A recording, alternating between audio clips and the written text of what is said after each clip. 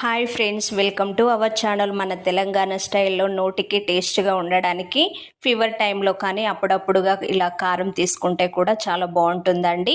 దాని కొరికి వెల్లుల్లి రెబ్బలు నేను ఒక 10-15 వరకు తీసుకున్నానండి. 2 టేబుల్ స్పూన్ వరకు కారాన్ని తీసుకున్నాను.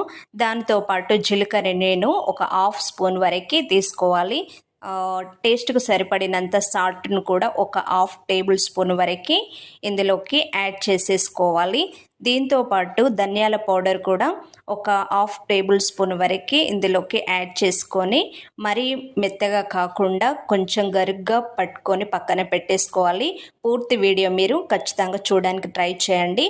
దీని కొరకు నేను పోపును యాడ్ చేస్తున్నాను. కొద్దిగా జీలకర్ర, కొద్దిగా ఆవాలు వేసుకోవాలి. దాంతోపాటు ఇందులోకి కరివేపాకును కూడా యాడ్ చేసేసుకోవాలి. చాలా ఈజీగా ఉంటుంది, టేస్ట్గా ఉంటుందండి.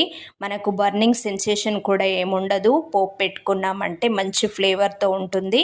స్టోరేజ్ కూడా మనము ఈ చట్నీని చేసుకోవచ్చు. నేను మటుకు అప్పటికప్పుడు చేసుకోవడానికి కొద్ది క్వాంటిటీతో మాత్రమే నేను చేస్తున్నాను. ఇందులోకి కొద్దిగా పసుపుని యాడ్ చేసామంటే మనకి టేస్ట్కి ఉంటుంది, అదేవిధంగా కలర్ కూడా ఉంటుంది.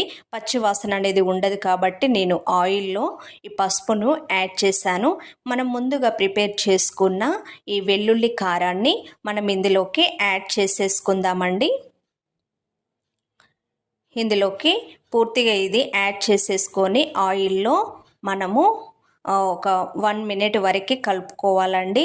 అదేవిధంగా మనకు బర్నింగ్ సెన్సేషన్ అనేది లేకుండా ఉండడానికి మనము ఆయిల్లో వేంపుకోవడమే కాకుండా దీంతోపాటు నేను లెమన్ జ్యూస్ను కూడా నేను యాడ్ చేస్తున్నాను. ఒక పెద్ద నిమ్మకాయను మాత్రం తీసుకున్నానండి. దాని జ్యూస్ను ఇందులోకి మనము యాడ్ చేసేసుకోవాలి. మంచిగా కొంచెం కారంగా పుల్లగా చాలా బాగుంటుంది. మనకి ఎలాంటి బర్నింగ్ అయితే ఉండదండి. ఈ విధంగా కలిపేసుకొని ఫైనల్గా ఇందులోకి మనము కొత్తిమీరను కూడా యాడ్ చేసేసుకోవాలండి. మనం పోపు లేకుండా తిన్నామంటే కడుపులో ఖచ్చితంగా మంట అనేది ఉంటుంది. ఈ విధంగా ఆయిల్లో వేసుకుంటే మాత్రం మనకి మంట అనేది ఉండదండి.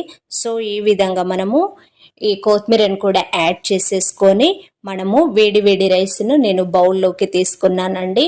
ఇందులోకి మనము ప్రిపేర్ చేసుకున్న ఈ వెల్లుల్లి కారము, అదేవిధంగా పొడవుగా చీల్చుకున్న మన ఆనియన్ ముక్కలు, అదేవిధంగా అప్పడాలు కానీ లేదు అంటే పాపడములు కానీ ఈ విధంగా కలుపుకొని తిన్నామంటే అసలు మాటలే లేవండి. Thank you for watching. ఖచ్చితంగా ట్రై చేయండి.